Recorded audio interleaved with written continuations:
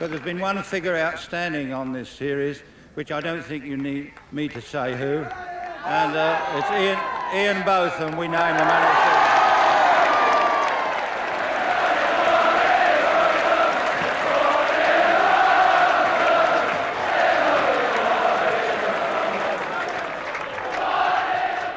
It was the summer of summers for England, not matched, in my view, since the 1960-61 tied Test series in Australia, and before that, 1936-37, when the Australians, 2-0 down after 2 matches, won the final 3 Tests and the series. Then one man, Bradman, was more responsible than anyone else for the victory, and this year, 1981, one man, Ian Botham, made it all possible for England. There were many other contributions, marvellous ones too, from the rest of the England team, but holding centre stage, for better or worse, throughout the summer, was Ian Botham. When Australia were poised to go 2-0 in the series, he made at Headingley a century that was sometimes lucky and always very, very spectacular. Edgebaston and Old Trafford, with his marvellous bowling and another brilliant century, were just as spectacular, but there wasn't an ounce of luck in either of those matches. The whole series became a marvellous fairy tale for England's sports followers. It wasn't just cricket fans who were cheering Botham along. Sports fans, and even those little interested in sport, were swept away on a wave of national delight. Ian Botham was a hero. Well, short memories, eh? Well, perhaps they are. Because if you think about it, it was only 11 days after Lord's that Headingley took place. And if you have a look back at Lord's, I don't know that we really would have expected a hero to have been accorded a reception of this kind as he walked back to the pavilion. Returns to silence.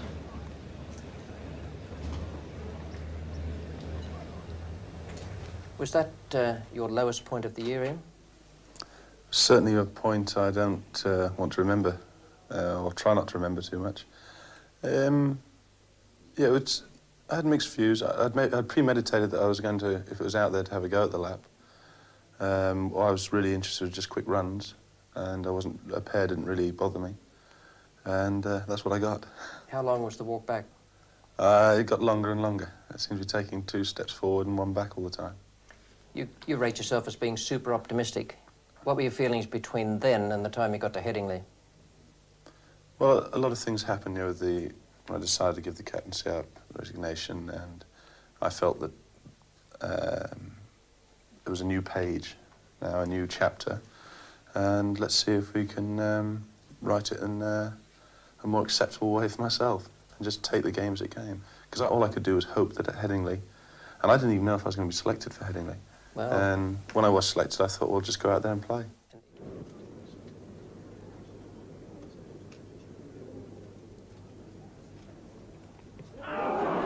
And he's gone, and Ian Botham has done it.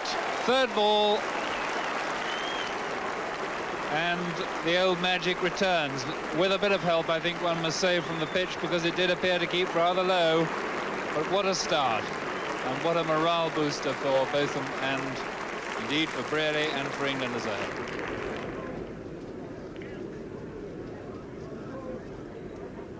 Oh, he could be out, Botham underneath, he's caught it, and that's the end of Kim Hughes' innings. A leading edge, he was looking to turn it on the onside somewhere wide of mid-on, and Botham swinging it, as indeed he has all day, and at last, England getting a ball to go to hand, and not only that, but catching it, and he could hardly have dropped it.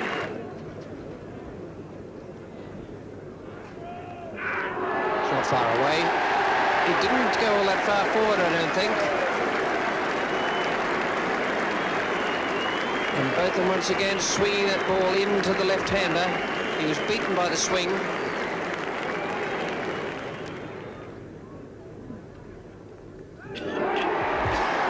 Must be gone. Botham has struck again. 58 to Yallop.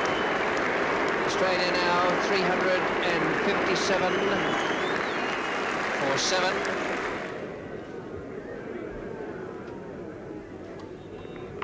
Oh, Taylor out.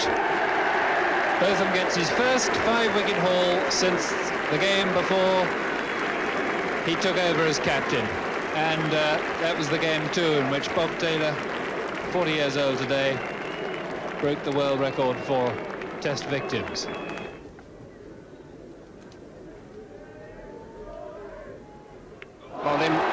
Botham picks up another one. Marsh gone for 28. Australia 401 for 9. Ian Botham 6 for 95, 39.2 overs and 11 maidens. He was the star of the show. Safely away for 4. Good shot. It was in the air for about 20 yards, but he hit it very firmly away past Trevor Chappell's left hand.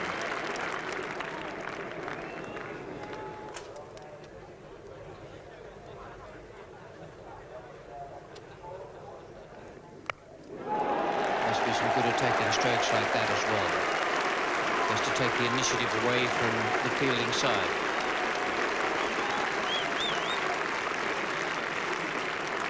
Batsmen are doing that. One thing you've got to keep in mind is not to do anything silly, just to try and pick the right ball.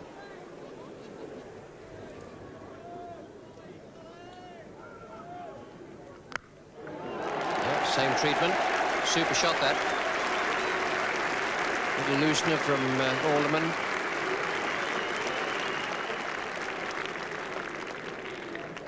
.21 to Botham.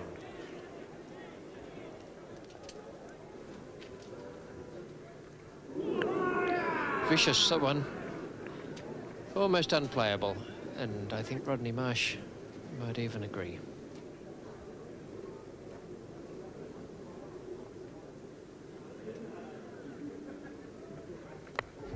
Good shot, that. Picked that up beautifully, way past square leg.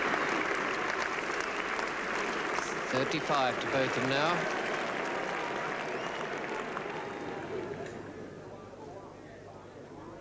That's exactly what he wants to do.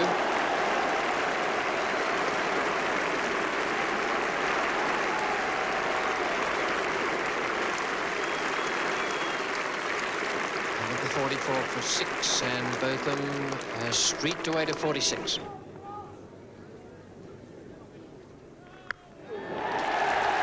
And there it is, 50 for Ian Botham. A really fine innings in the circumstances by any standards, but a wonderful sight to see him hitting the ball with the same old freedom, and it really looks as though the shackles have dropped from his shoulders since the burden of captaincy has been lifted from him. And that is, I think I'm right in saying, his first 50 since his first innings as captain at Trantbridge last year. 46 now, to avoid the follow-on. And he's gone. Very fine delivery indeed. Botham in that over just losing concentration, and Rodney Marsh appropriately breaks the world wicket-keeping Test record off the bowling of Dennis Lillee, who must surely have given him more victims than any other bowler. Despite Botham's splendid innings, England failed to save the follow-on by just 28 runs, and quite rightly Kim Hughes asked them to go in again. That's the situation at the start. England needed 221 runs to avoid an innings defeat. Graham Gooch, the man out, caught on Saturday evening by Alderman off Lillee without scoring. Boycott 0 not out, and Brearley 4 not out, 6 for 1.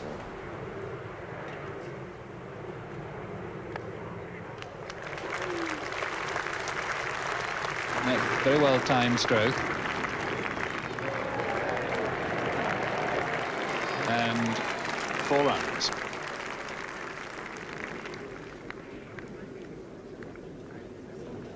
Lillee again from the Kirkstall Lane end.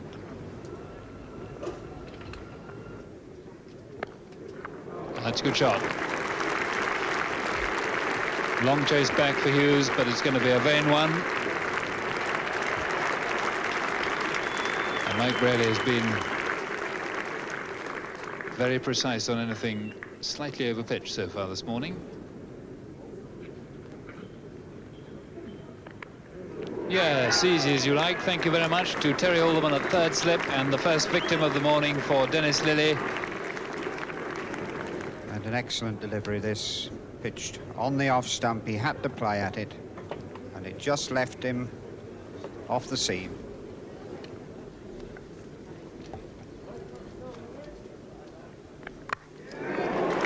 Safely away for 4.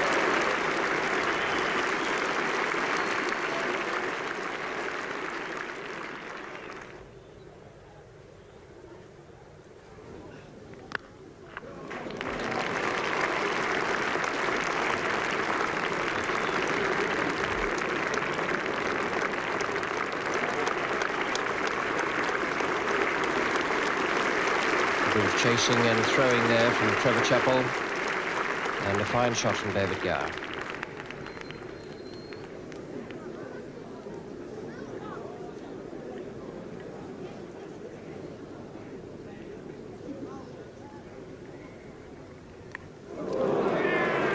That was very well bowled, but my word, it did cut a long way off the seam. Alan Border safely took it there at slip.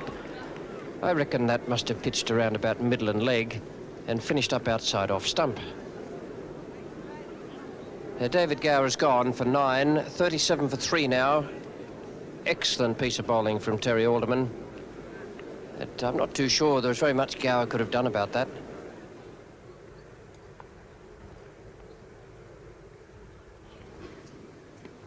That's close, yes. I'm afraid he has to go LBW again.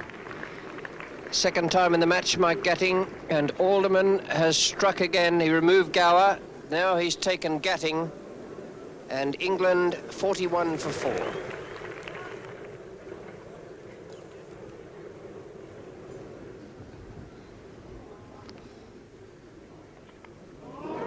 Before.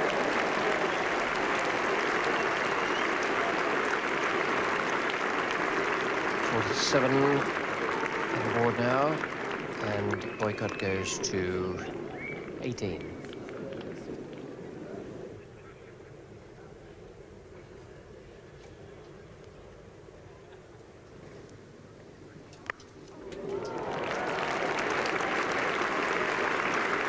He's off the mark, but for one instant he must have wondered where it was going.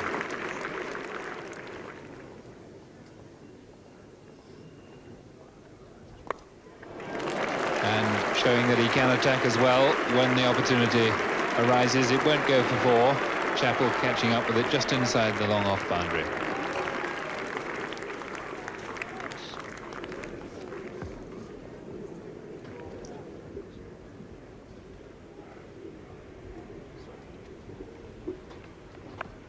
Safely away for 4.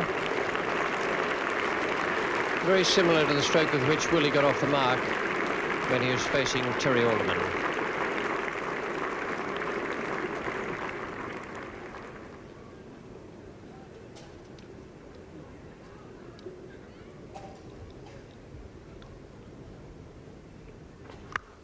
Shot. That's gone like a rocket. Great shot. This pair doing the right thing by their skipper, Mike Brealey, who's there with Rodney Hogg.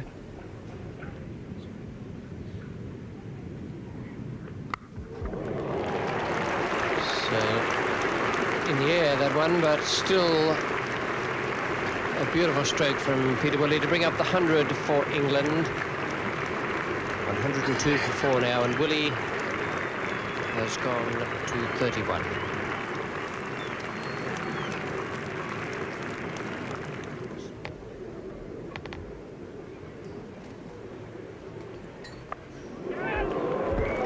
Beautifully placed. Now that is really good thinking. A superb piece of captaincy, a magnificent piece of bowling, and Peter Willie is gone. That's one of the best pieces of tactical thinking I've seen in a long time. Very, very good piece of out cricket by Australia. There it is. Mind you, the delivery was tremendous because it climbed that little bit higher and got Peter Willie a little bit tucked up, and he really only chipped it rather than hit it to that short third man there. But very, very fine performance by the Australian side there. And what a nice way for Dennis Lilly to become the greatest ever wicket taker in the history of Anglo-Australian tests. Goes past Huey Trumble's record of 141.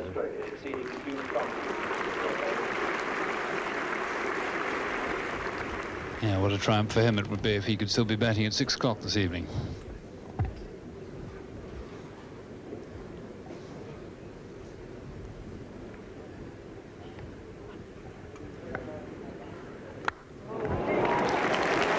Lovely shot. Alderman pitching up again, inviting him to drive, and Ian Botham needs no second invitation.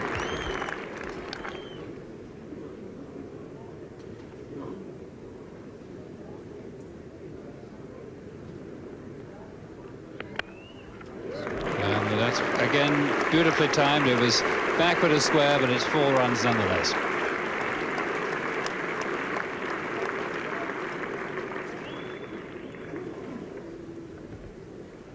And that's taken a long time to go down. And he's gone, and a very reluctant lever of the crease. Alderman getting the vital breakthrough for Australia when it seemed that Boycott just simply couldn't be penetrated. And he does not look very happy with that, but that's partly, I'm sure, because he's not put a foot wrong. And really never looked like missing the ball at all. But he is out LBW for 46 after 215 minutes of superb defence.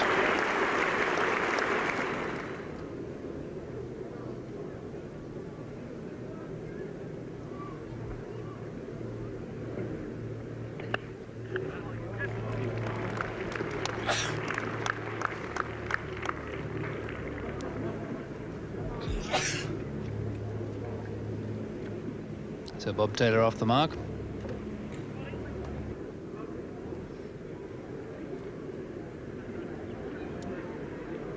Oh, and a rather soft dismissal, but very well bowled.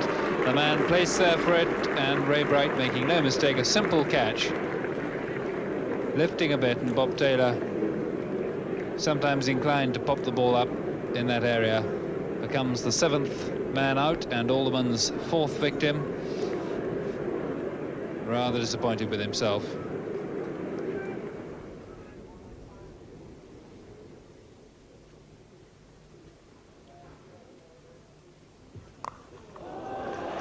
It's 4 runs.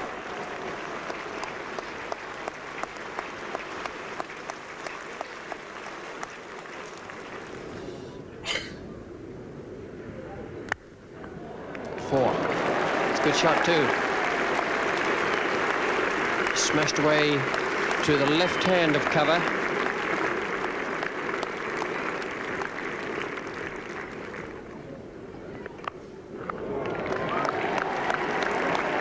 Oh, well stopped. It's a great piece. Well, that's bad luck. Bad luck. It was a lovely shot and a superb piece of fielding to get to it.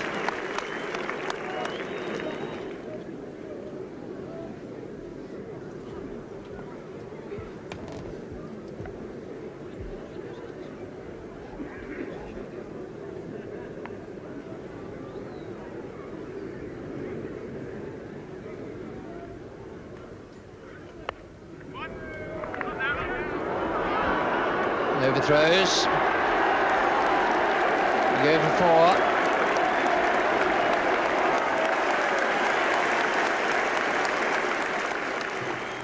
4. 51 runs still needed to avoid an innings defeat, and even though Botham and Dilly were going so well, only 3 wickets in hand.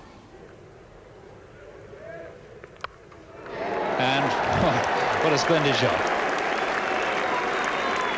Very wide, very well pitched up, and Graham Dilly continuing his successful policy before tea.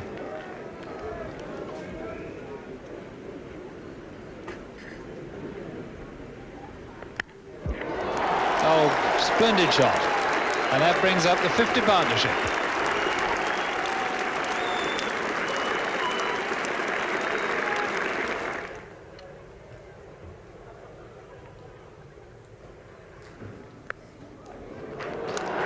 Beautiful stroke, beautiful stroke.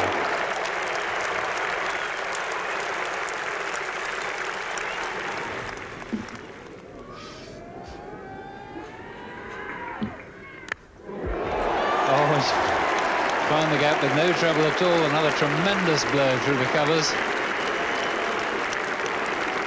And round the wicket or over the wicket, they're coming all alight to Graham Dilley at the moment, and that now is his highest test score for England, 39 not out. Action replay from the last over. And he got 16 in the second innings of that, his first test match at Perth, and batted for a long time in both innings, and particularly in the second innings in a losing cause not dissimilar to this one, although on that occasion he batted defensively for a long period. So there's no doubt that he has the ability.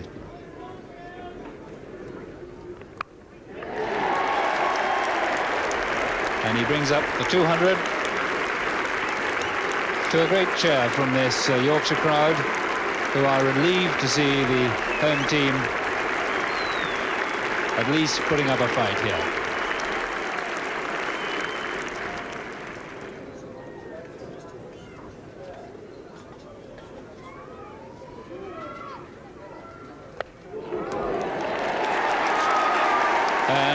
Not quite where he intended, but it brings him his 50 nonetheless.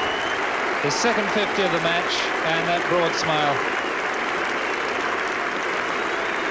conveying a real sense of enjoyment.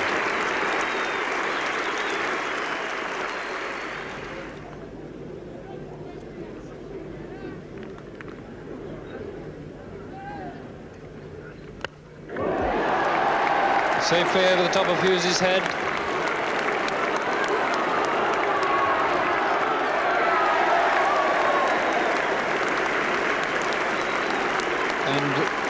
A bit of a risky blow that, but he's got away with it.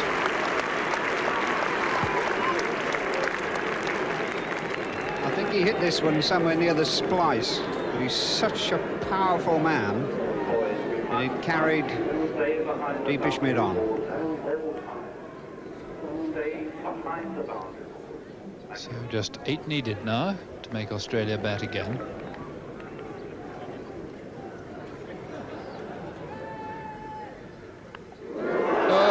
It's 4 needed. 3 4s in a row, and the last 2 owing a bit to luck, but he's really having a lovely time, and so the crowd.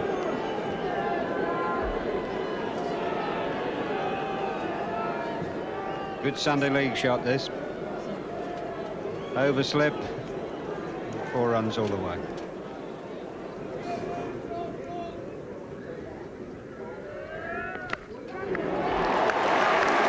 Absolute thoroughbred stroke.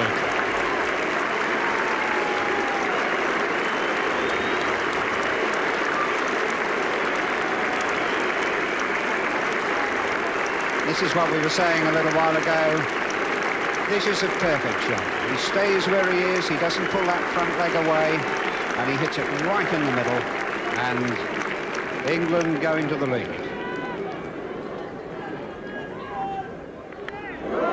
And that'll be 4 more.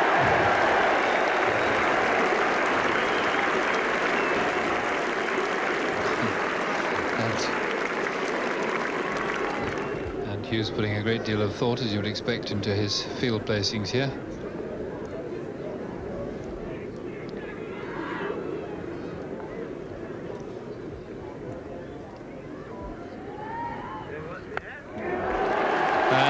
The 100 partnership between Ian Botham and Graham Dilley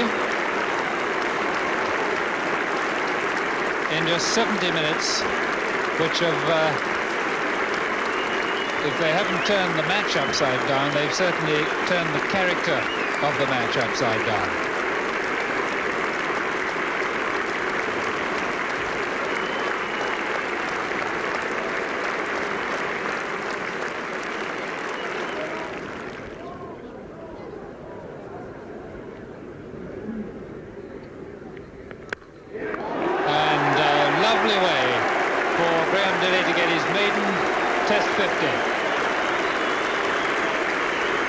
been a splendid innings.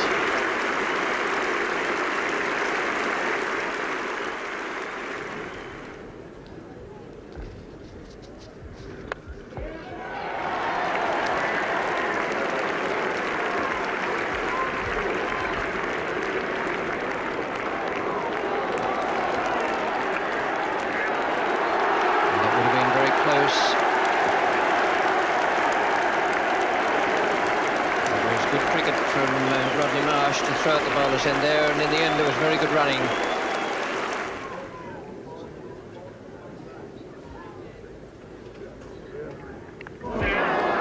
And I suspect it was always on the cards once Alderman decided that would be his angle of attack.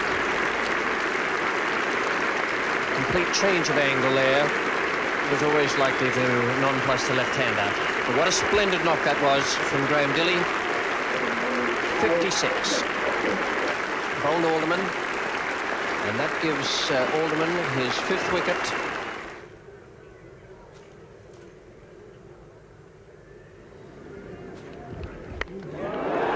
Don't bother looking for that, let alone chasing it. It's gone straight into the confectionery stall and out again.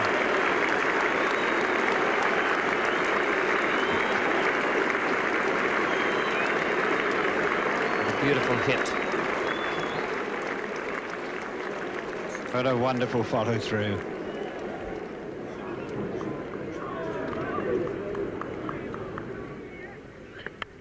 Safely away for 4. That's a splendid 100. A great innings by Ian Botham. 50 in the first innings, a century in the second, and 6 wickets. A marvellous all-round performance to match some of the others he's produced for England, and a marvellous tribute as well from his teammates, all of whom have gathered. And Mike Greeley is just giving him the word to stick around.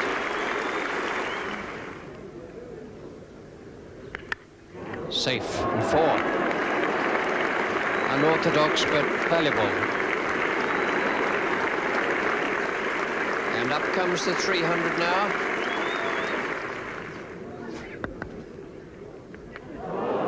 And he's through.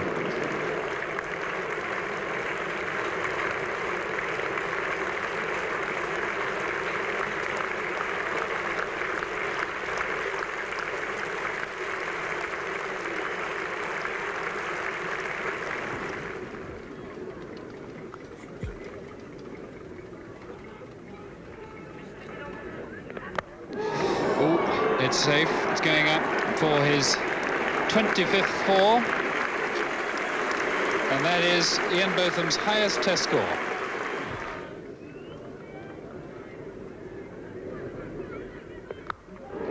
Oh, magnificent stroke. 4 more runs.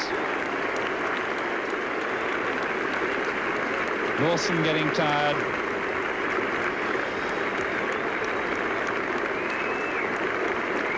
These runs are popping up on this scoreboard. 123 ahead, England. Last ball of the day, the new ball will be due tomorrow. And he's got the single he wanted. So he'll have the strike in the morning.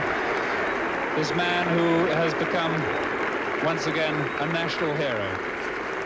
That was a great performance, but you did need a bit of help from 3 fellas there, Graham Dilley and Chris Old, and Bob Willis coming in at number 11. Yeah, I was just looking at the end of that tape, running the last ball there with Bob. I don't know if you noticed, but he hesitates halfway down the wicket. And actually, I was saying go, go, go, which was not the best of calls under the circumstances. And Bob later on said to me, I wasn't sure if you were saying go or no, and we got the big shuffle. I think if the fielder had picked it up, we could have struggled. But obviously, yes, they made a great... Graham Dilley played absolutely magnificently.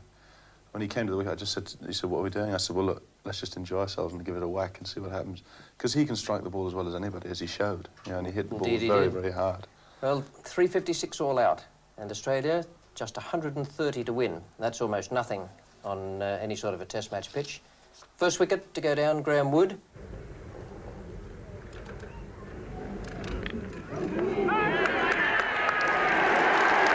Well, I don't think Wood is very keen on that, and I suspect from the way he's looking at it, he thought he might have squeezed it into the ground.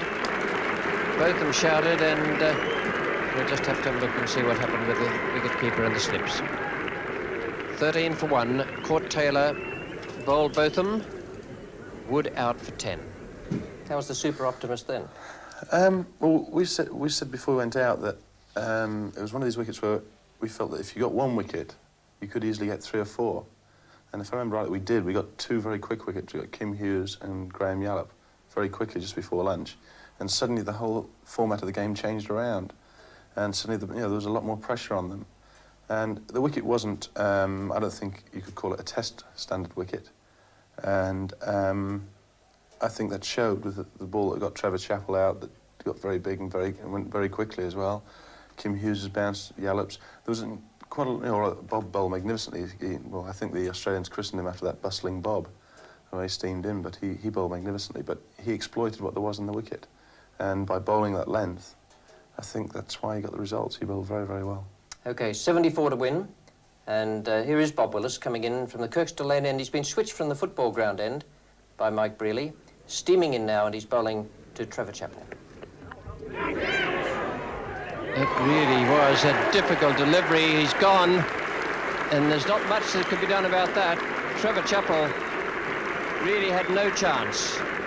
Very good piece of bowling from Bob Willis. The second wicket goes down at 56. Trevor Chappell caught Taylor bowled Willis for 8, and Dyson is 29 not out.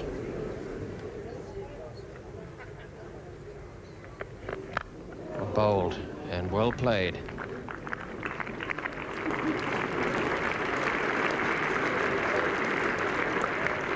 Kept that down very well. A good over from Bob Willis.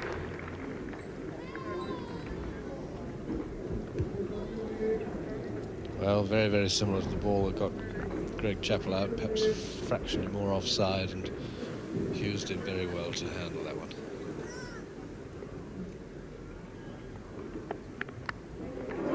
Good catch. Everything is running for Botham. Runs, wickets and catches, and the Australian captain goes for naught. Caught Botham, bowled Willis. Hughes is gone, and it's 58 for 3.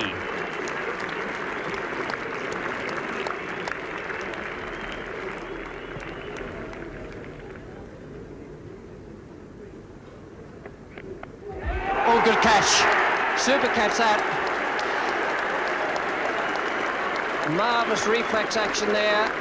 Yallop has gone without scoring. 58 for 4 with Dyson 29 not out.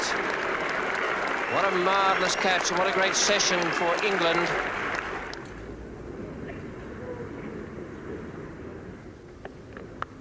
Oh, good shot. 4 runs. Heartening stroke for Australia.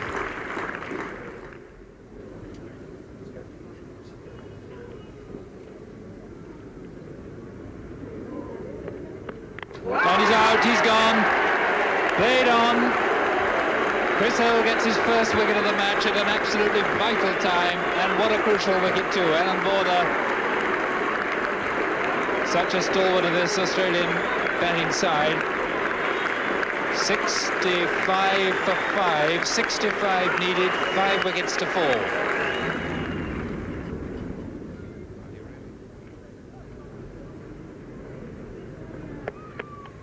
He's got a touch on it, he's gone. Going for the hook, which he played so well in the previous over. But Bob Willis's extra pace. Getting up and look at that look of suppressed excitement on Mike Brealey and other England fielders.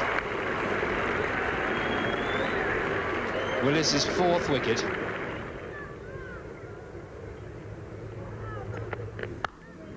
Played and off the mark too for Ray Bright.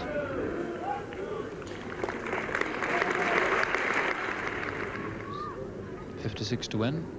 Willis to Marsh.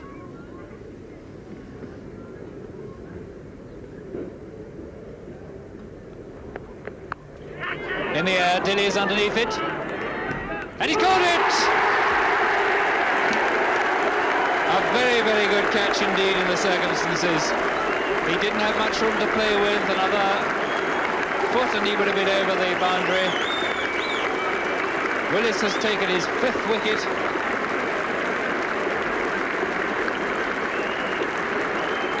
Sooner or later, Rodney Marsh had to go for the big hit. And England are holding their catches just at the time when they need to. 74 for 7, Australia.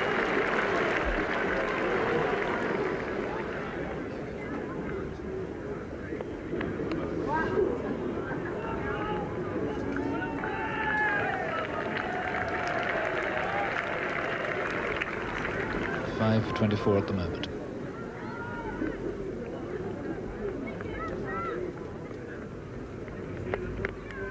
Yes, he's got a touch and he's gone. Willis has taken his 6th wicket.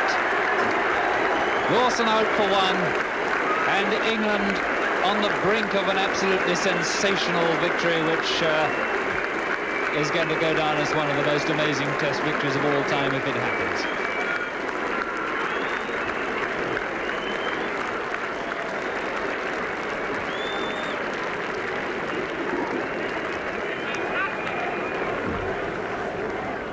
A little before this time yesterday, English cricket was being buried.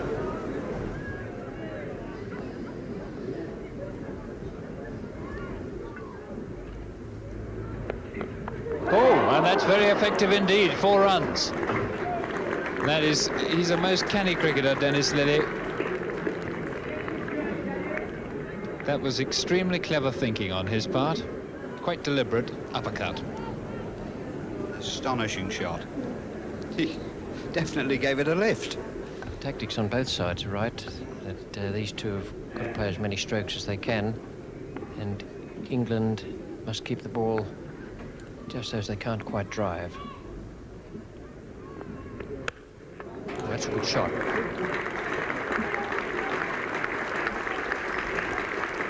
That was very well picked up by Bright. It didn't get up all that much. And Chris Holt dragging this one down a little, and Ray Bright onto it like a shot.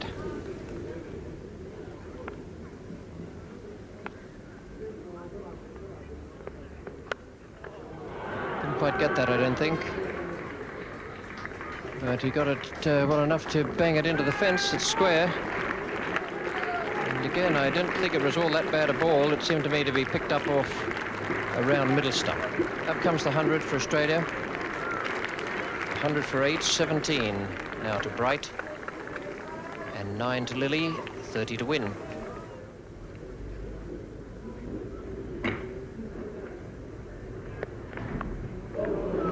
That's a good shot. It just couldn't have been placed better by Dennis Lilly. You wouldn't believe that the ball could get between Chris Holt and Graham Dilley down there on the boundary. Lilly is 17, Bright 19.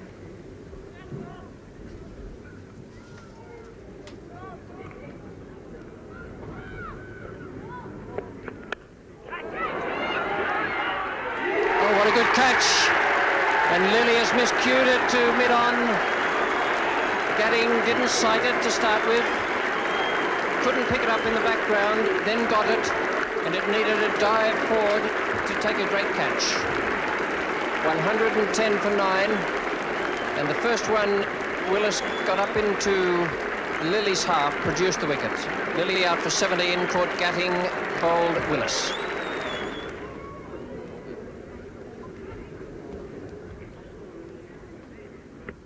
He's got him. Oh no, he's put him down. Chris Holt. Third slip. Certainly appeared to carry this one, and Chris seemed to have it absolutely under control.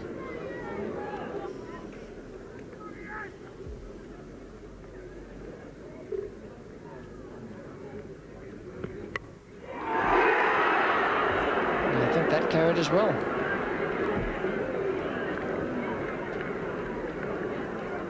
It's just as well as not Keith Fletcher.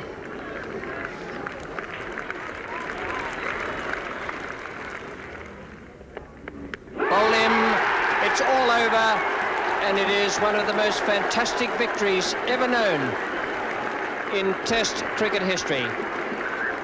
Bob Willis, 8 wickets, a fabulous performance. England have won this match after one of the most astonishing fightbacks you could ever see. And what a remarkable scorecard that is. 111. England regard that as the devil's number. Well, there was no devil's number about it today. Australia beaten and England winning by 18 runs. And the men who made it all possible for England, a really sensational performance this. 15.1 overs, 3 maidens, 8 for 43. It's his best ever Test match performance, Bob Willis.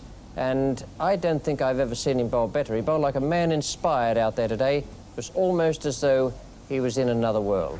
And an all-round performance, which I think is one of the best I've ever seen in Test cricket. In my opinion, a captain's performance that came one match too late. Ian Botham.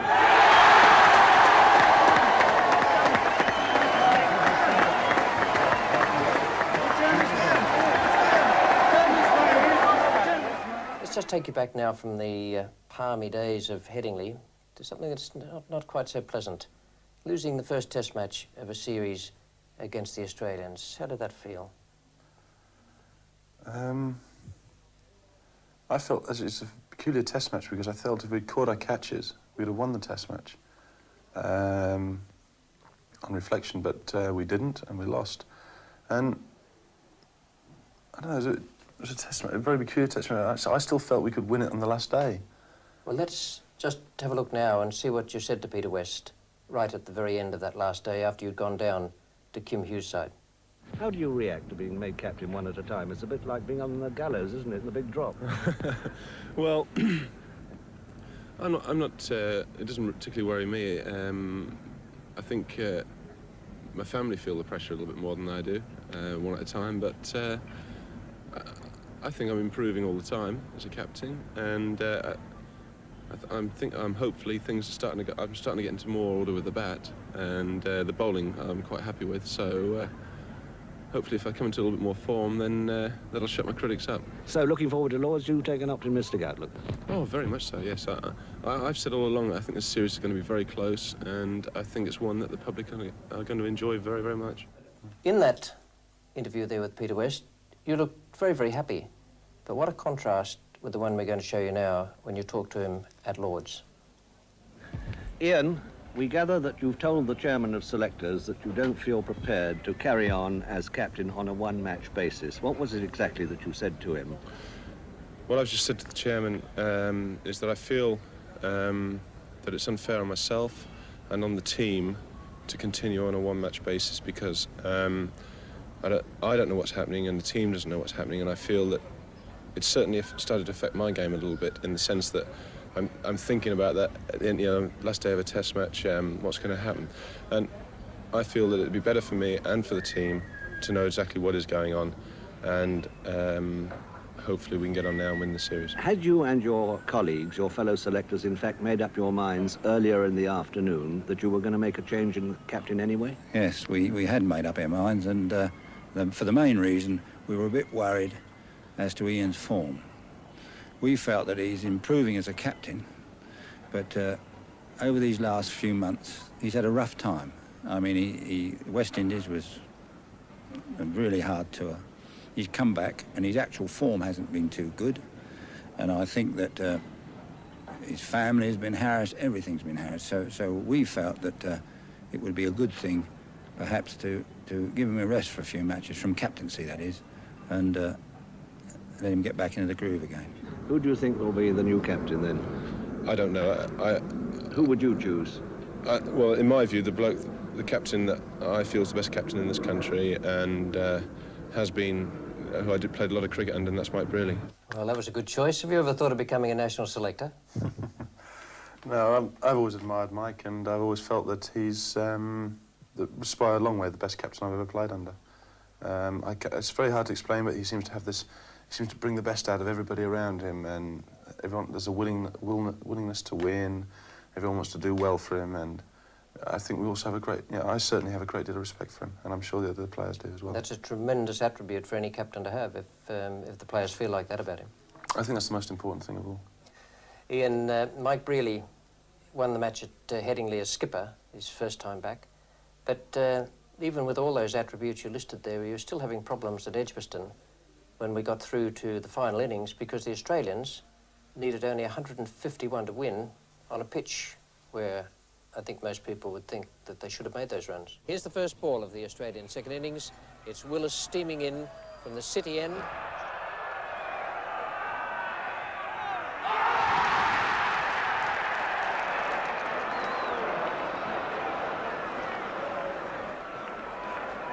I think there's 16,000 odd people here, and they all shouted.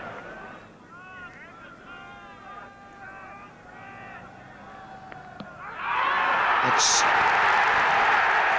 Graham Wood is LBW to Chris Old, the first wicket down for England.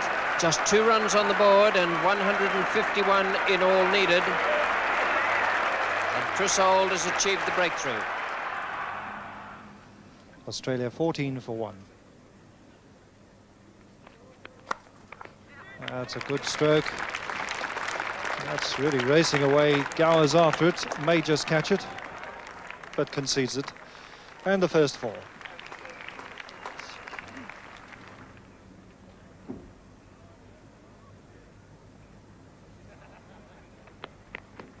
Oh, there's a big shot, and that's it. Bob Willis has done it. Dyson is out, LBW. It didn't get up very high. It came back a wee bit off the wicket. And Dyson is out for 13, and the second Australian wicket goes down at 19. And every England player is around Big Bob Willis. And this time John Dyson doesn't go forward. So he's trying to come back now. And it keeps low, really. That's what did him.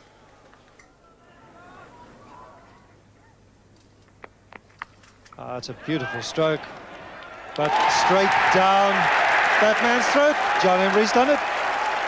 A beautiful looking stroke, but he obviously didn't keep it down, and he hit the only man down at deep back at square leg, John Embry, and it was right down his throat, and Kim Hughes is gone.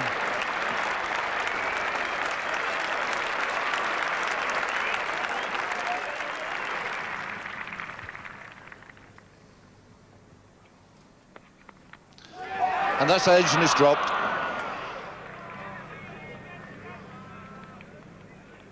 Very low, difficult chance. In fact, I suppose there must be some doubt from our position here whether that carried. Get a better look from the camera at the far end.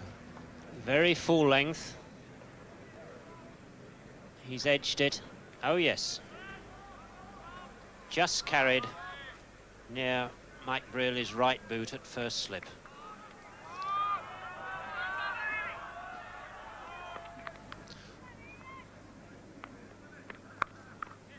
And that's beaten Gower. Willis is the man out of the boundary.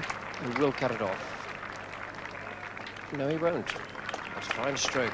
Beautifully timed, and an indication of just how quick that outfield is. 50 up. 52 for 3.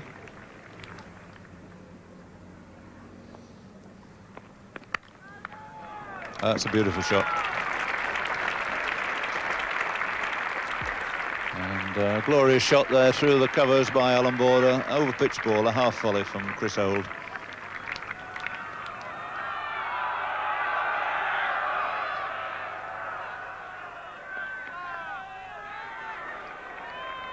And that's going through, 4 runs. Another no ball put away down to long leg, giving Yallop a free hit there. So he made the most of it.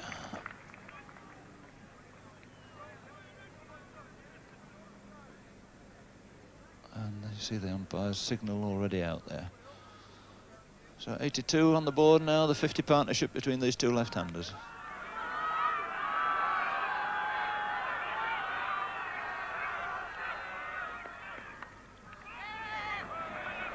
And that's going away again, and it's 4 more, and this is Graham Yallop's answer this time.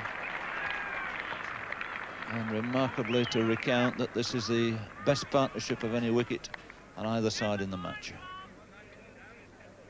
That gives Embry a chance to have a spin this time at Graham Yallop. Border has taken most of him over the last few overs.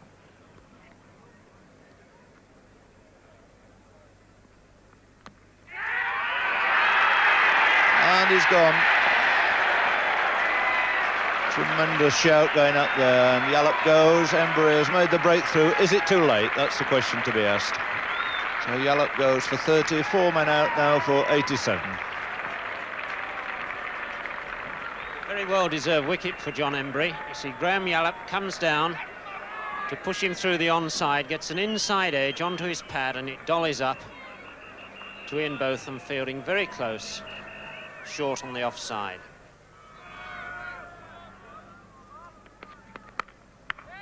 Didn't quite time that, but the outfield is very quick. They'll be able to cut it off. And 3 more to border, and the 100 comes up for Australia. 102 for 4. And that's another little milestone. They count those in the dressing room when the pressure's on. 3 figures on the board. Fewer than 50 to make.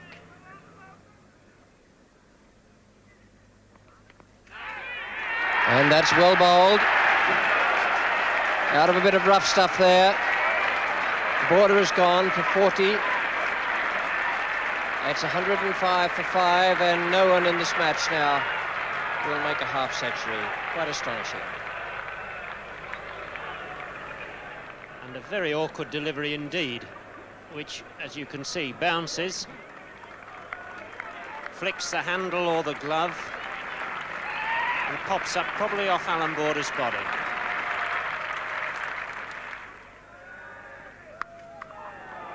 There's a start for Rodney Marsh. Chris Auld won't catch that.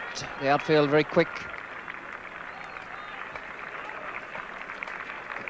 And a little touch of sensible aggression there. 109 for 5.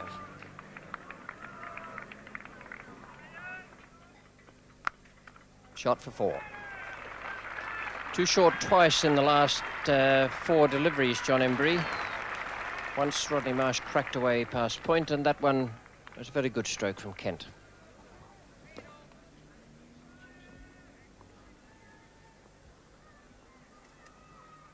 Hold him. 114 for 6. Rodney Marsh goes, trying to hit it away through mid-on, across the line. 114 for 6, and the crowd has gone noisily berserk.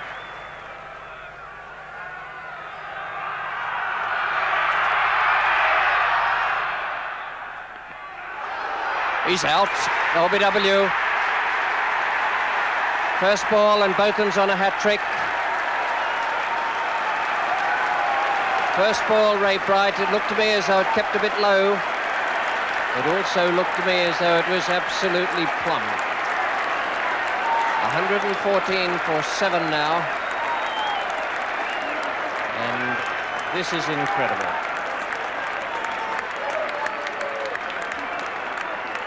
And in comes Ian Botham and fires it in. It's a little bit short, but absolutely smacking through.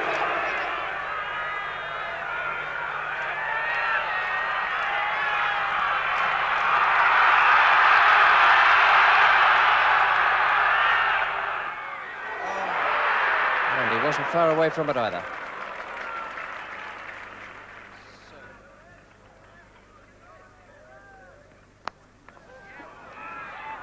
Way down the ground to Jeff Boycott.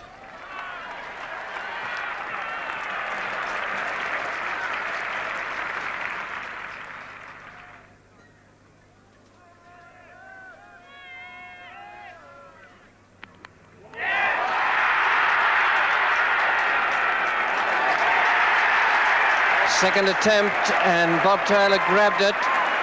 Lilly is gone. It's 120 for 8.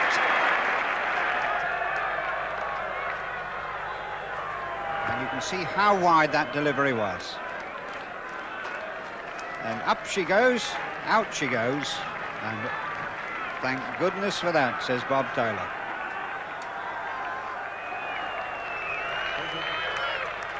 Botham again to Kent. And he's bowled him, and that surely is going to be it.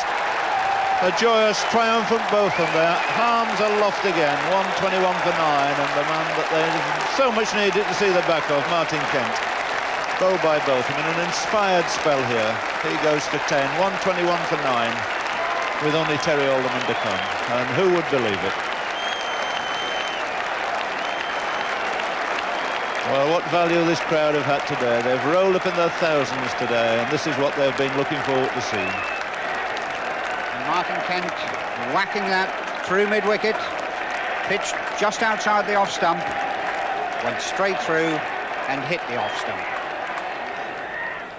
Well, Terry Alderman on his first tour, first major series, tremendous success with the ball, but rather fancy he's got the jitters out there now.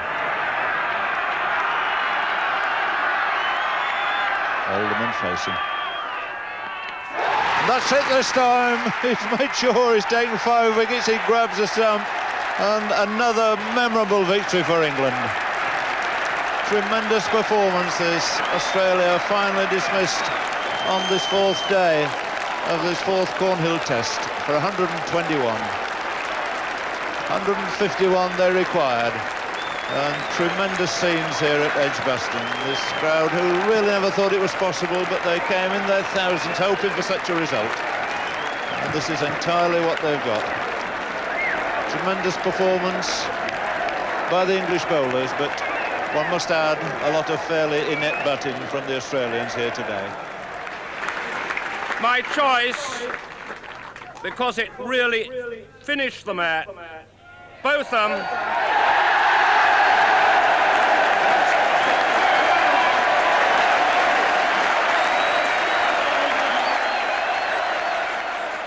He didn't want to bowl, you know. Didn't he?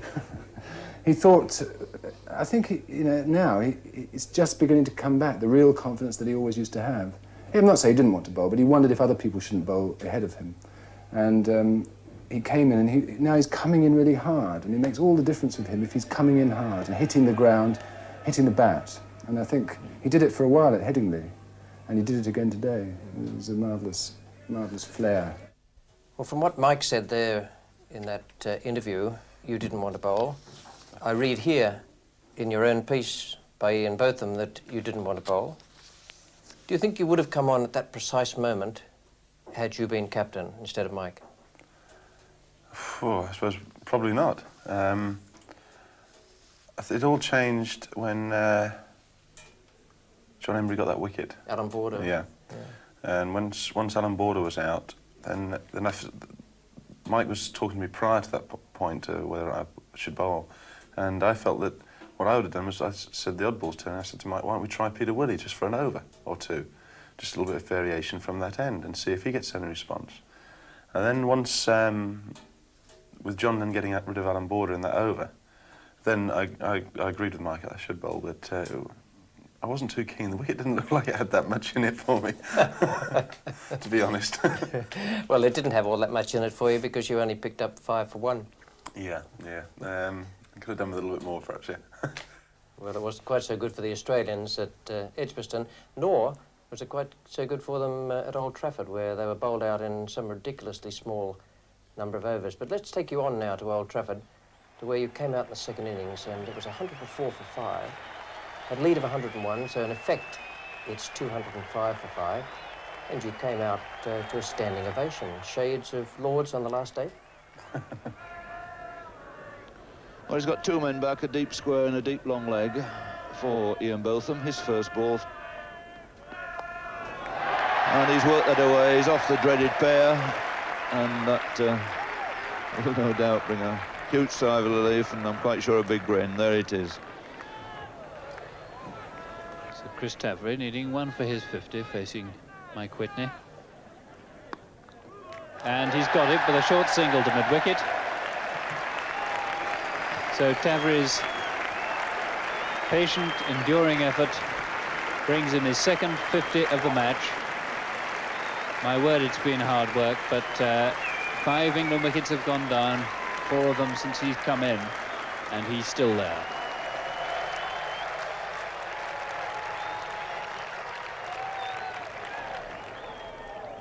Right again to Botham. And that's a good shot, and that's going to be Botham's first 4, the first 4 for England since lunch, and only the second of the day. And really this match is crying out now for some of the belligerence that Ian Botham showed at Headingley.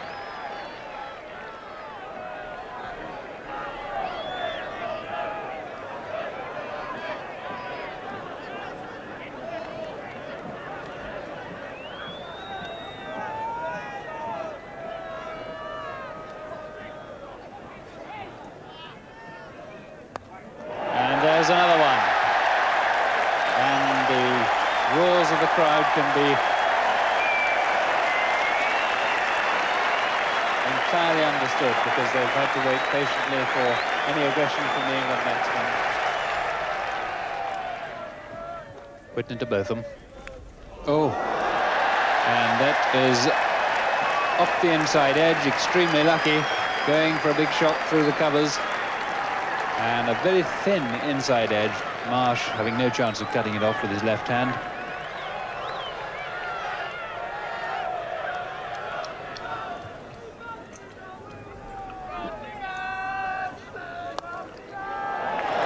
Through the gap, well in the chaser.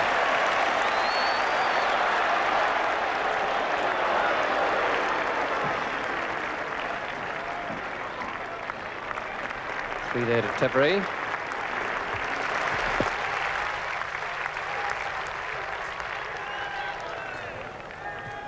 Whitney now to Botham. Botham's on 21. 4 goes to 25. They just mustn't give this fellow room to play outside the off stump. It doesn't look to me as though they've picked up anything from their Headingley experience. Anything that gives him room outside the off stump, he just thrashes. And really, it's West Indian style. Hit it on the up. He doesn't get very close to it, but he hits it on the up and very, very solidly indeed.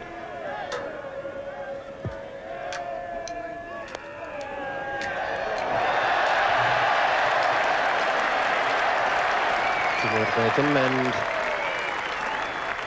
crowd is now animated. They're very quiet early on, and so was the batting.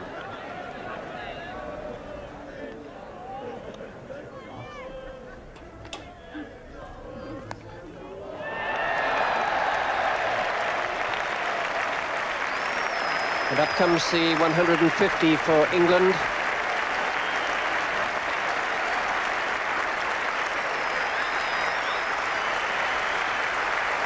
Ian Botham goes to 28, Tebbury 59.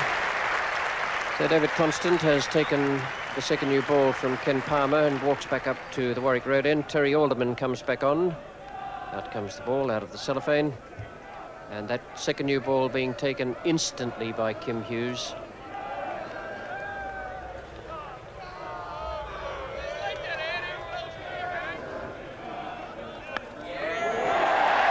Mustn't give him room outside the off stump.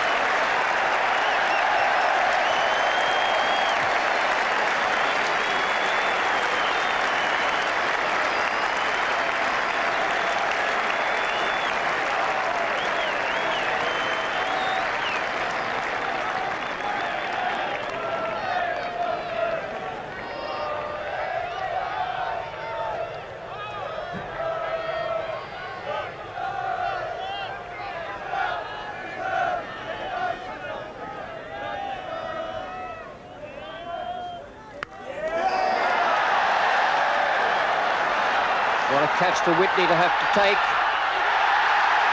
He's put it down. But what a steepler, what a terrible moment for a lad playing in his first test match. It was miscued and it went so high. He thought he had it. and then hesitated and had to make ground for it once again.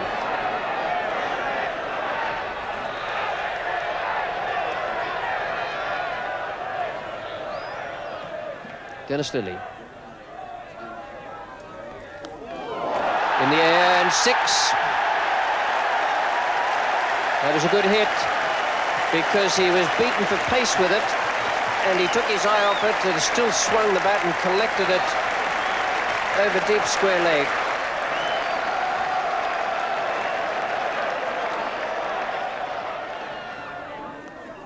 In the air. And again.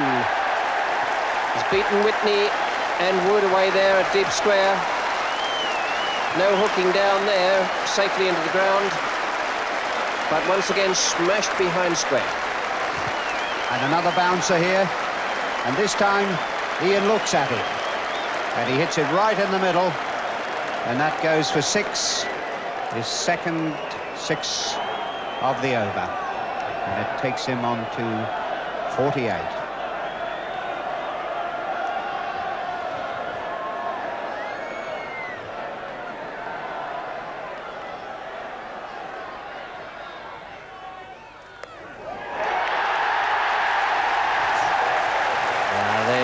Just not learning at all, the Australian bowlers.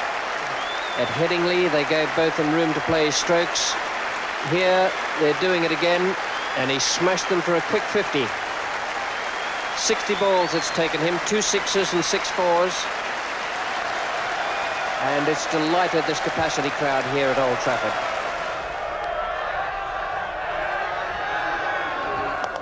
Good shot. Well, Dennis was very lucky there that he was on the way down with his head as the ball went past. So Botham has gone ahead of Trafford now. 65 to number 6 and 63 to number 3.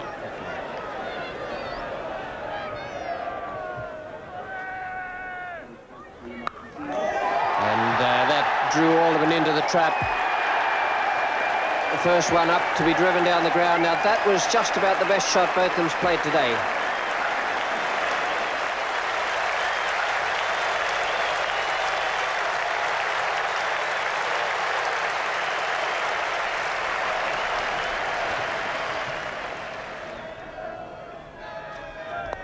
Good shot.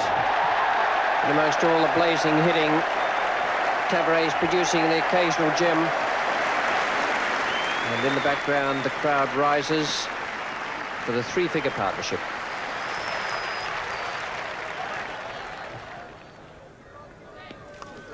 In the air for 6.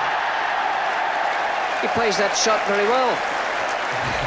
He doesn't bother looking at it. He just swats it away like a, well, as though he is smashing a fly.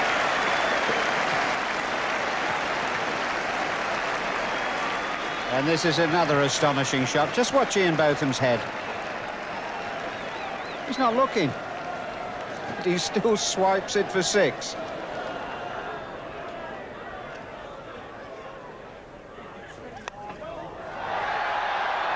Dropped him. I'd say that he got the hands to that.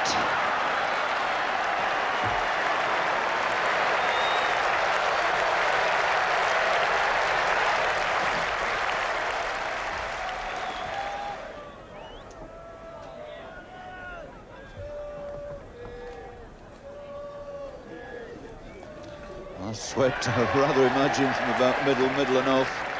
Not quite middle, but it takes Botham on now to 96. And brings a look of disgust there from bowler Bright.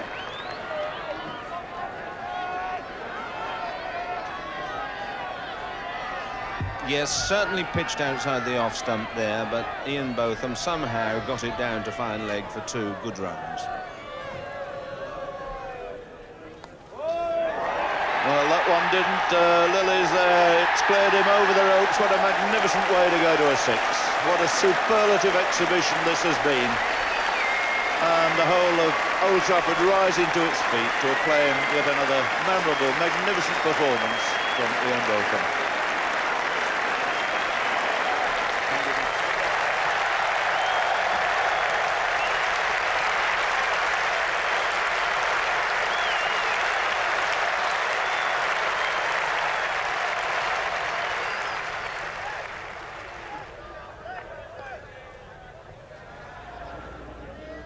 Down the wicket, big hit, glorious shot, all the way. Up go the arms, 6 more for Botham. And that 6 times he's cleared the boundary in his total of 109.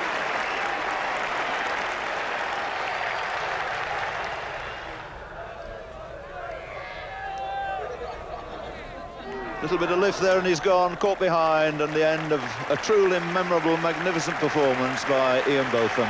118. Young Mike Whitney takes his wicket. It's another very simple catch, in fact, this time to Rod Marsh. But the whole of Old Trafford, you can be sure, will be on their feet. And they're going to applaud him all the way in, a reception he so thoroughly deserves. Nothing could have been better for a packed Saturday afternoon crowd than to see an exhibition of stroke play such as we've seen from Ian Botham.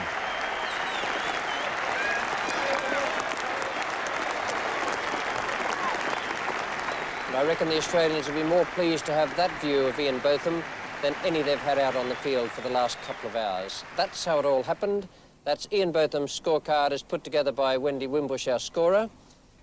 And it shows 1 or 2 very interesting things. Just have a look at those strokes away on the offside, which indicate just how much room the Australian bowlers were giving Botham for his strokes. The only strokes he played on the onside were the 6s he hit from the Warwick Road end, and the ones he swept away off Raymond Bright. Those are the details of what was a magnificent innings that spanned the tea interval. You can see it finished at 4:52, and what a performance it was. Eventually caught Marsh bowled Whitney. He received 102 balls and he scored his century from 86, and that included 5 6s and 11 4s, a total of 6 6s and 13 4s in the whole of his innings, and I thought it was a better knock than the marvellous innings he played at Headingley. 118 in that total of 253 for 6. Still there is Chris Tavares on 69.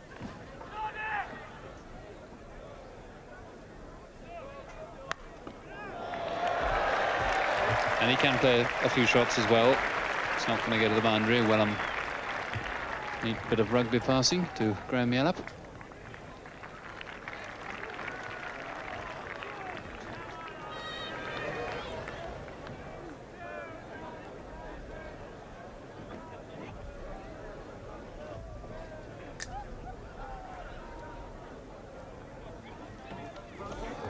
And he's gone. At last, Australia get Chris Tavares out for 78. And in the end, it was a simple slip catch. The ball lifting very suddenly there, and Tavares, who's played the short ball so well, really unable to keep that down. It was, once he got behind it, more or less unplayable.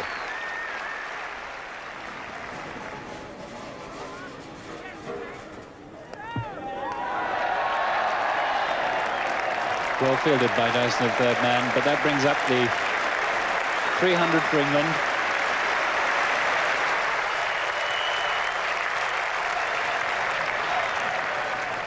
Crowd enjoying this. Plenty of variety for them today. And that's beautiful strike. That you really medal there, and not it bounced back off the advertising board in front of the pavilion. He's always been a great sweeper, Tom. Yes, and Alan sweeps on length, not direction. If the length's right, you can sweep the ball. Super shot. Oh, now he's really, this is the impish knot of old. And like Botham before him, he's a difficult man to bowl to when he's in this mood, because he can invent strokes.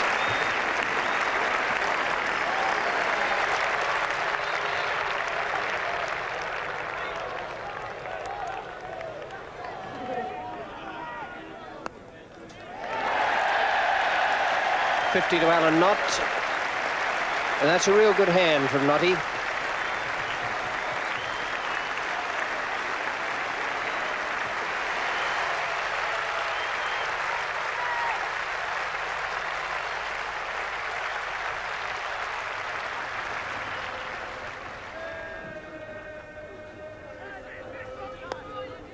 The 2 there.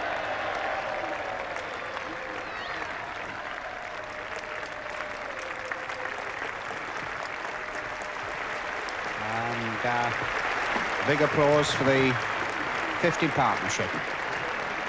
Very, very useful partnership this for England. Exactly what was required.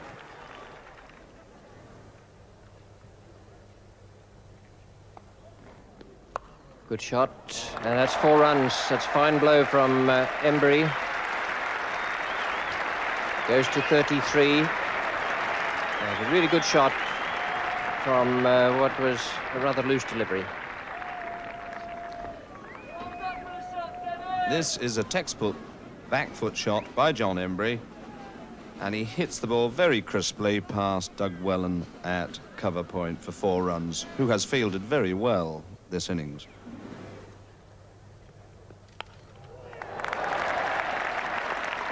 What a marvellous catch that is. You won't see a better one than that. Johnny Dyson, away down there at third man, has taken a sensational catch to get rid of Alan Knott. Almost took one yesterday to grab Ian Botham's wicket, but couldn't quite hang on to it, and today that was a great piece of fielding. 356 for 8 now. The lead is 457, 2 wickets in hand, and Knott has caught Dyson bowl Lilly for 59.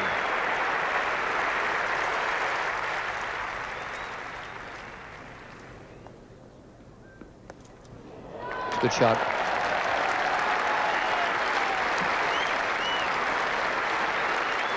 Beautifully timed, in good position.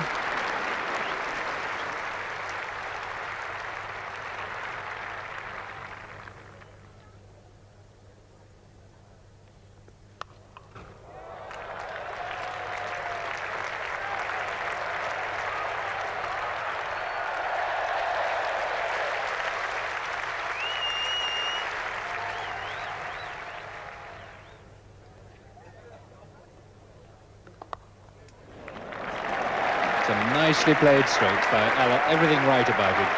Weight in the right place, head over the ball.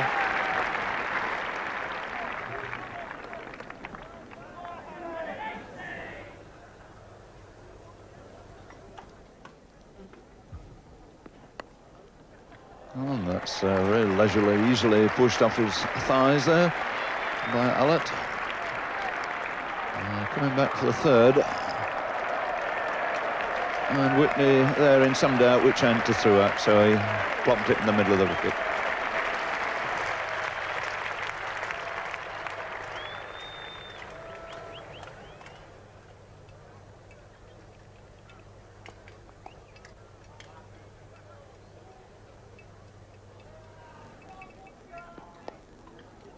And that's it, he's squeezed it away through the slips.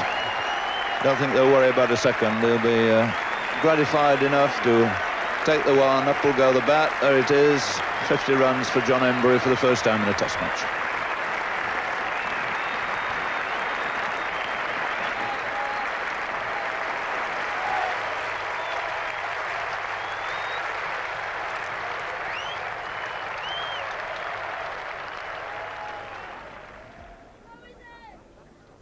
Oh, that's a fine shot.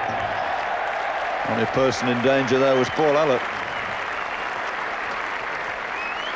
And what a joy to see a batsman use his feet. A good, lofted, perfectly safe shot. And here he comes, down the wicket. Good foot movement and a very good strike. Nearly got his partner.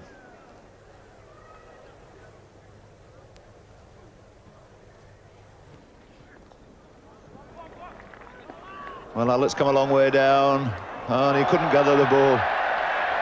Well, the Australians who've done everything in the field so very brilliantly, missing a very, very obvious opportunity there, with Bright unable to gather that return. Well, it's 50-50 this. It wasn't a terribly good throw, very difficult for Ray Bright to take.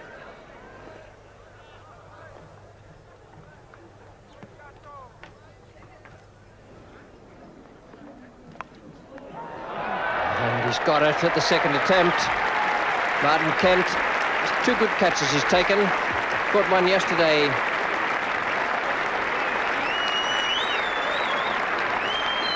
And has picked up John Embry there to make it 396.49.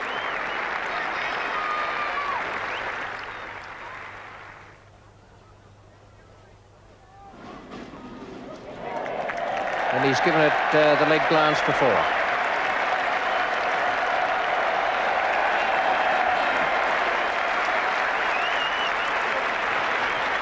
.400 up for England.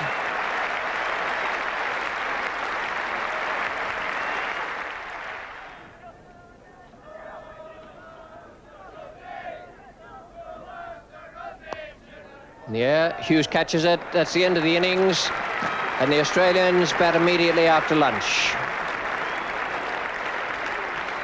505 is the lead for England. Alan Knott, 59. A good innings from John Embry, 57. And Paul Allard again played like a batsman rather than a number 10.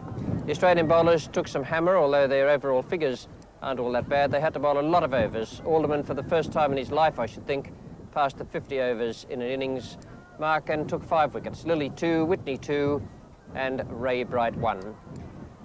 And the match situation at lunch. England 231 and 404, Australia 130 and 506 needed to win. I can tell you that that has never been done before. Most of you will know that. 406 for 4 is the best ever. India to beat West Indies, Port of Spain 75-6. 404 for 3, that marvellous match at Leeds in 48. And the Australians at Georgetown in the West Indies in 77-78 made 362 for 7. Here's the first over now. It's the second ball, and Bob Willis has been given the new ball. He's coming into bowl John Dyson.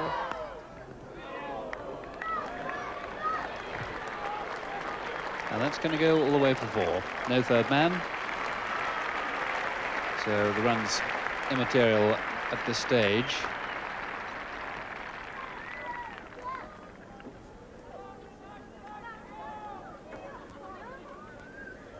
And there is Kim Hughes reading about what he should have done yesterday, perhaps. He looks very absorbed in it, doesn't he? Almost as though he can't bear to look over the top of that paper.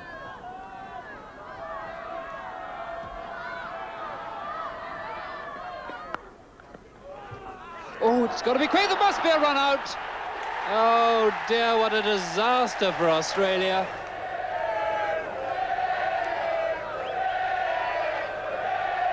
Pushed forward there by John Dyson. He sets off straight away and in fact is drawn up the wicket a little bit by Graham Wood and is sent back very late, and there wasn't a run there. Gower, one of the quickest people in the game at cover point, and at no stage could he get back to his ground.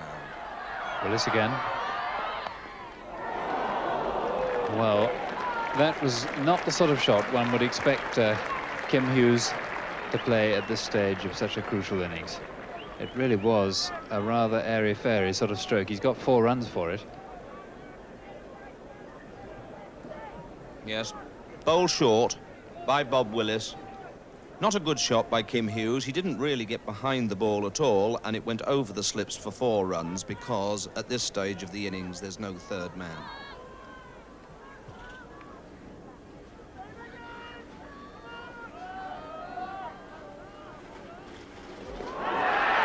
It was a superb catch by Alan Knott. It really was. Very low, and he made it look so easy. The ball goes down the leg side. Graham Wood gets himself into a position to hit the ball, swings at it, and Alan Knott gets across very quickly and catches it 2 hands.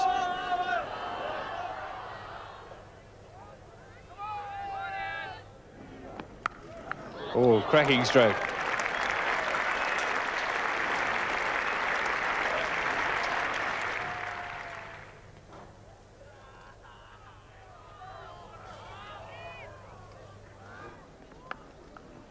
And Hughes has been notching runs very steadily in that direction. He's had Gower back at third man to save the boundary after it put 2 away down there, but now he's added a third and taken his side onto the 50 mark.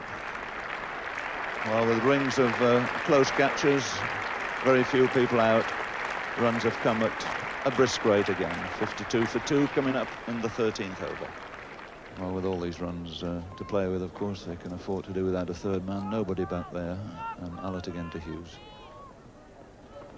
That's another good-looking shot. Half volley, leg stump.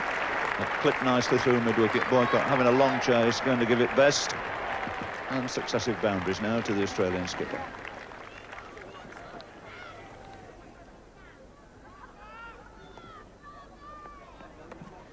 And again, all the time in the world to hook that away, drop short, and Yallop nicely into position.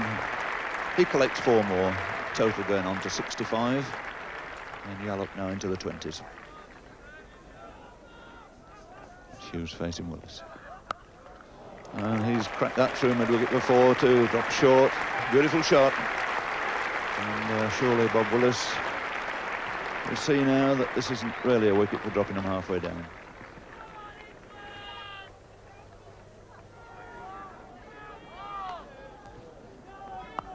That's short, and again it's been put away by Graham Yallop, who's really enjoying this knock now. He's overhauled Kim Hughes, and Kim Hughes a fine stroke player in his own right.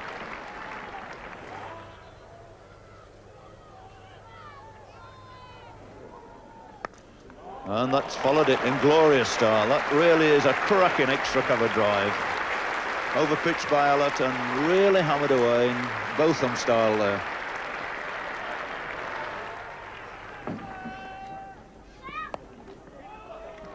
It's another nicely timed shot from Hughes. Just make 2 out of it. So those 2 runs bring up the 100 for Australia, and it's come in remarkably good time. So many adrift, needing over 500 to win, but they've pushed the 100 up in just 18 overs.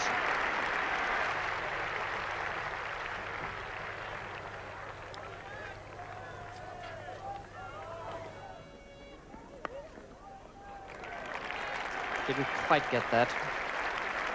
Got it well enough for 3 runs.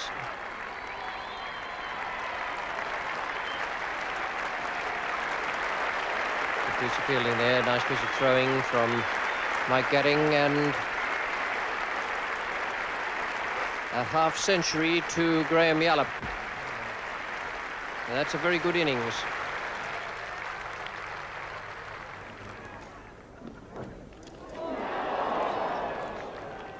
I'd just about give that as a chance, I think. It darted alarmingly off the seam and went very, very quickly past Brealey's right hand. Good piece of bowling, this. Just left Kim Hughes. Edge and just about carried. Very difficult, low down to the right.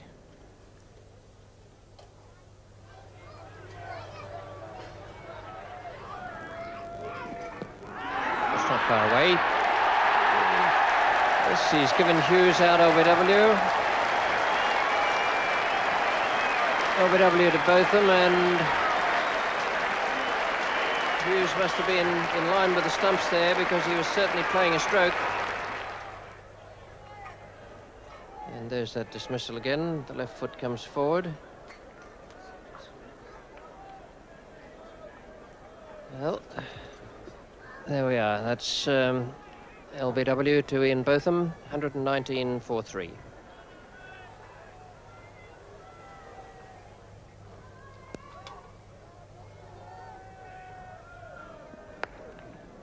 And that's a fine stroke to get out on border off the mark. He's batting with a broken hand.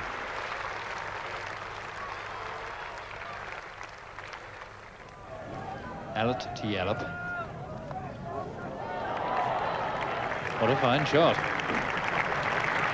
And he helped that from outside the off stump, and Yallop really has looked the part today.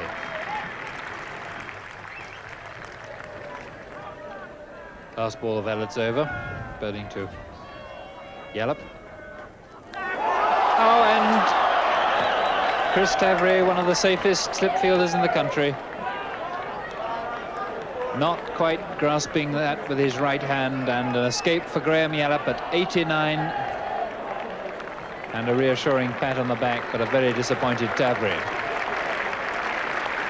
Yes, a ball that moves slightly away from Yallop. He gets the outside edge, and Chris Tavery moving to his right fails to hold a catch he should have caught. How often I've seen this before at a time when nothing seems to be going on and the game is quietly going on and the chances offered, and how often I've seen it missed.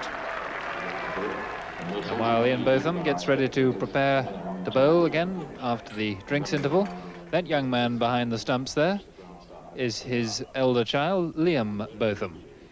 And those pads come up somewhere near his tummy. As you can see, he's a bit immobile, but any moment now, if he gets the bat in his hand, we may well see the ball flying over into the main arena.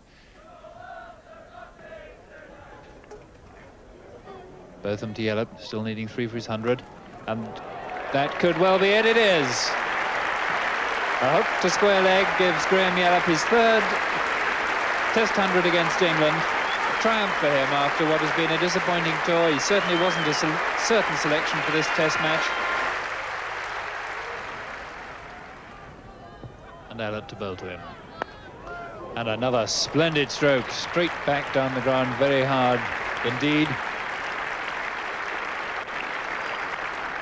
And when Graham Yallop drives the ball, he really shows the full face back to the bowler.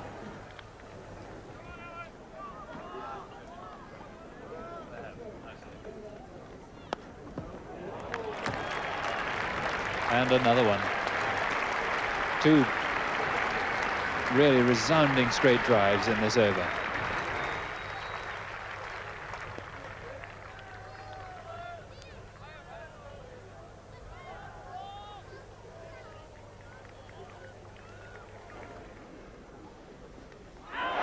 And he's done him, bowled him.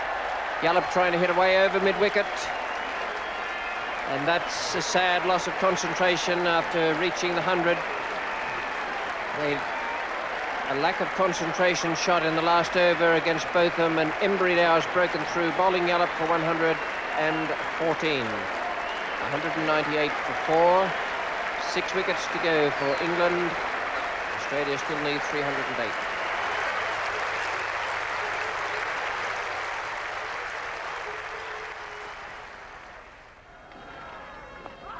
Oh, well done, that's well bowled.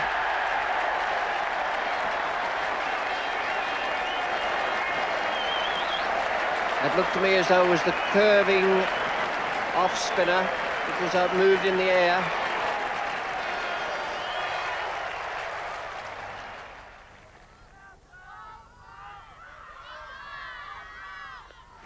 No problem at all.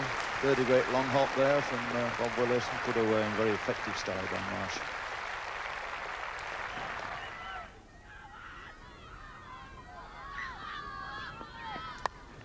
That's a tremendous yahoo. Nearly put his ears back and let fly. 4 more.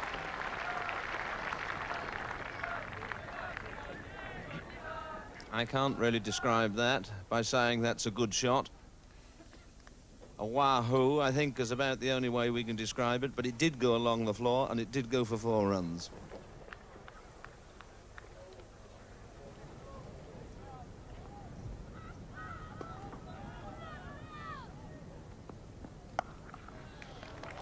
Well, there's no need to run there.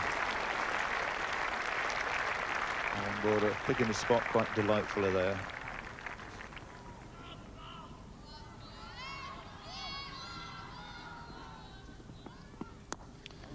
There's another bouncer. Once again, he's got into position well. Hooked it way down the long leg. 4 more to Rod Marsh.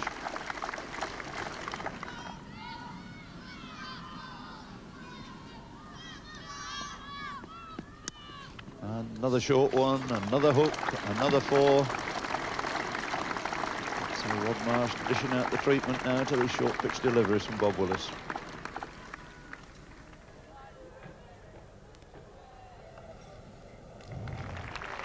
And that's 4 less they've got to get, or 4 fewer. 4 more to Alan Border. Lovely crisp stroke off the back foot. And that brings up the 50 partnership between Border and Marsh, and they've scored at a very healthy rate and kept Australia not only in with a chance of avoiding defeat, but in with an outside chance of winning this game and making history by a mile.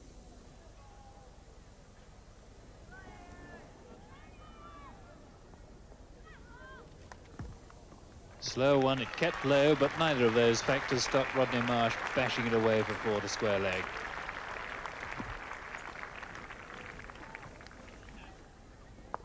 And that's well struck by Marsh. But David Gower has put him down. He picked it up, it went all the way down to deep square, and Gower just inside the rope. He may have been unaware where the rope was, I think. And in fact, it has gone for 6, but there's no doubt that it was a chance.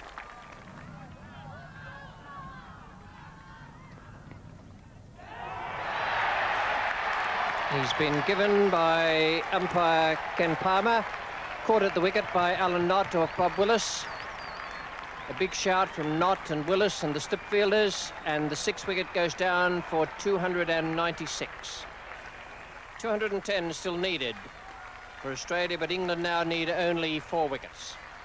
Right's not off the mark, and Allard is coming around the wicket to border, still with 3 slips and a short forward square.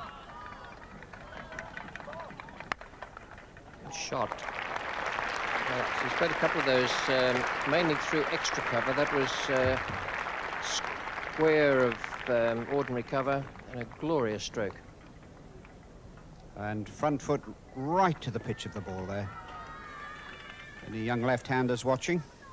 That's the way to play it.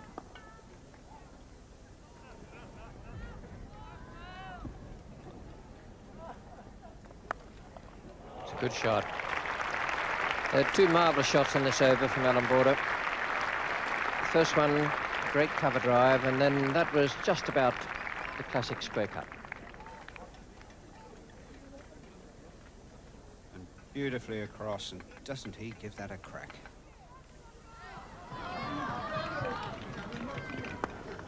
It's overpitched, driven quite respectably through mid-off. No great power in it, but it'll bring him 2 runs.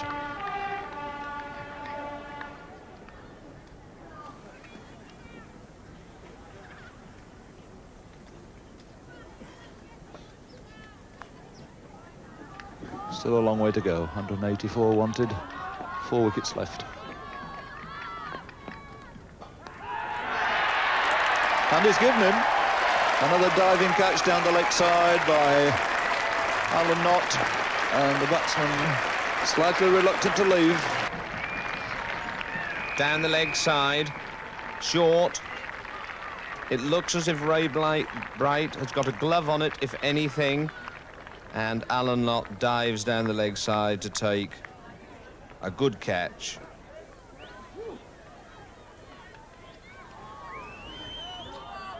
And Lilly to face his first ball.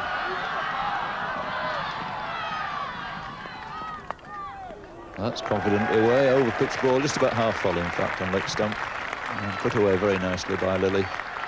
Just about to be pulled up, they'll take 3.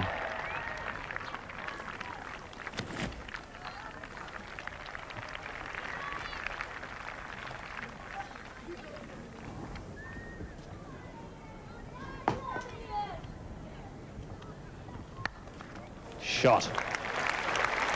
That's how half volleys ought to be played. A classic shot, this. It is of a half volley length, pitched right up outside the off stump, and he plays a fine shot for 4 runs. I think the great Neil Harvey himself would have been proud with that.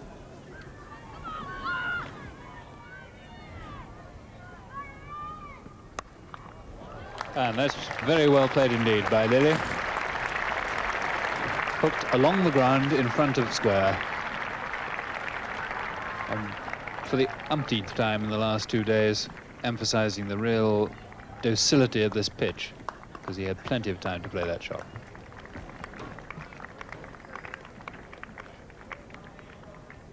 Yes, Dennis Lilly doesn't even have to go back to play that shot. He plays it almost where he is. He has plenty of time to play the shot, which shows the pace of the wicket at this stage. So the 350 up.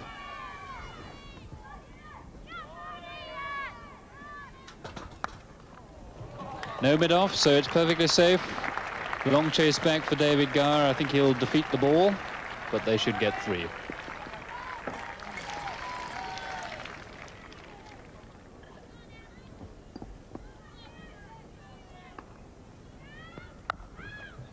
Lovely shot. Oh, my word, that travelled like a bullet. He's hit so many fine square cuts, and I think that's just about the best of them. Look, he gets right across, leans into the ball, gets his head over the ball and hits it very hard indeed.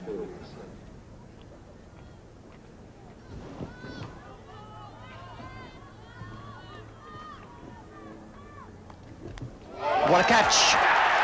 Botham, what a marvellous catch that was. It was out of his reach, I'll swear. And he took it two hands. It wasn't even a one-hand grab. Nothing wrong with the shot. You can bet your life that Lilly labelled it 4 runs from the moment it left the bat.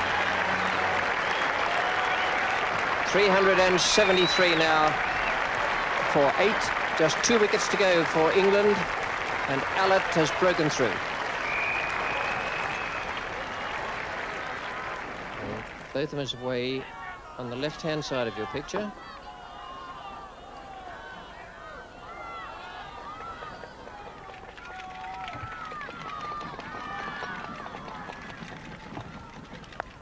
That's a good shot from Border. What a nice way to bring up 100, and what a good 100 that is.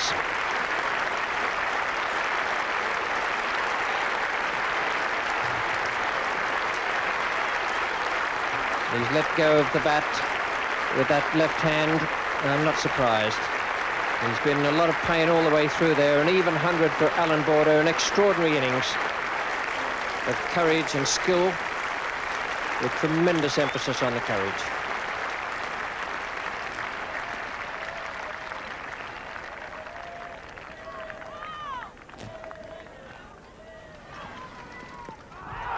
And he's got to go, LBW, yes.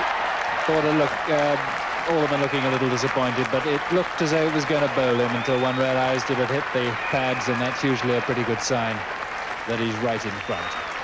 So the 9th Australian wicket goes down at 378. They still need 128, and now it's almost over.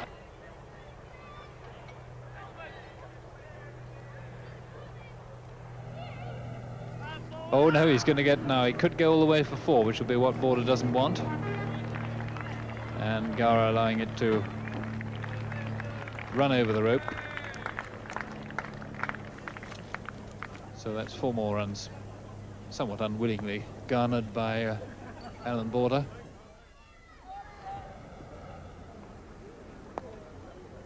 Oh, that's through. And Alight setting after it without any great haste, because England are quite prepared to let it go to the boundary.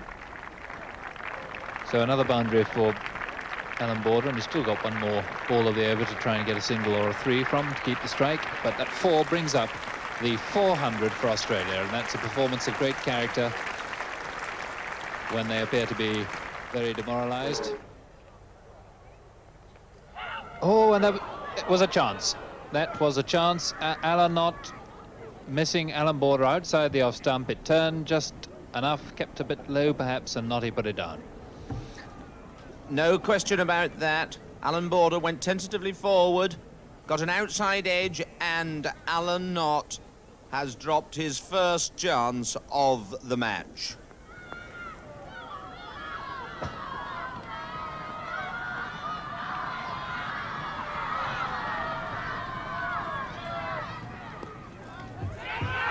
Yes, he's hit. He's out, caught it forward short leg by Mike Gadding. Bat and pad. Whitney unhappy to go, but England have retained the Ashes. Willis taking the final wicket, and Mike Brealey's triumph completed. Coming back to captain England at Headingley, and Ian Botham, who has played such a big part in this match and whose wonderful innings at Headingley turned the series, which seemed destined certainly to go for Australia.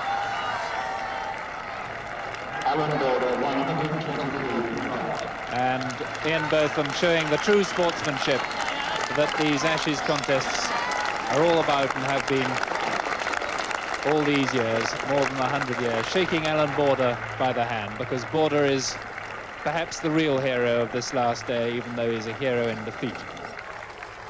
And that's exactly what Alan Border was, a hero in defeat. 123 not out, a fractured third finger on his left hand. He showed tremendous courage and skill and temperament there. And my word, not only can he be proud of that innings, but everyone who knows him can be proud of the fact that they witnessed that here today. 28 there to Dennis Lilly, played very well, and what a blinder of a catch that was from Ian Botham. 402, and the England bowlers, the heroes there for Mike Brearley's team. Bob Willis, 3 for 96, he came in again there and picked up wickets at the end. Paul Allott, 2 for 71. Ian Botham, 2 for 86. John Embry, 2 for 107. Mike Gatting, no wicket for 13. So the Ashes go to England and the series goes to England. Man of the match? Wherever you look, and I'm not at all concerned what's happened in the previous 2 Test matches, to me, the performance of this match, which was certainly the most spectacular Test match 100 I've ever seen,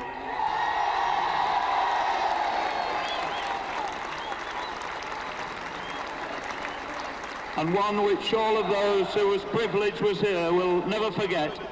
Plus wickets, plus catches, always in the game. Ian Botham is my Cornhill man of the match.